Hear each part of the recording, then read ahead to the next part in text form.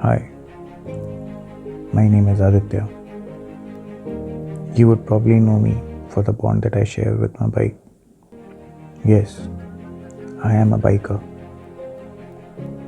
From a two-stroke engine to a 1400cc inline 4, I have ridden them all. I have been riding for 20 years and probably would want to do that for the next 20 as well. I hit a rough patch 2 years back and had given up biking. I had always felt something missing in life, and hence, in March this year, I got myself the Honda CBR 650R, an all-rounder. I felt an instinct connect with the machine and felt invincible on it for all the years of riding I had behind me. But I forgot the most important thing, that accidents don't just happen because of your own mistakes. Sometimes you have to pay for others' mistakes too. On 31st October,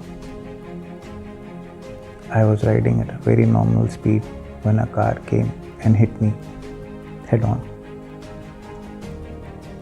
I must say that my bike took all the brunt of the collision as I tried to save myself from the impact. Next thing I know, I had blood all over me. Now I usually am all geared up, but that one day I wasn't wearing my gloves, and yes, I paid the price for it. I lost a finger. The impact was such that it just sliced my finger off my hand. Yes, it could have been a lot worse. This is the one thing that I have learned in life.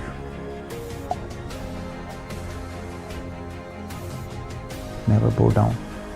We all fumble and fall at one point or the other in life. What defines us is how we learn from it and get up and get going. I am still recovering from the accident. Me and my bike both would probably need a few months to recover fully. But one thing's for sure, I will for sure ride again.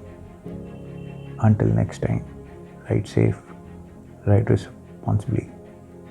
See ya.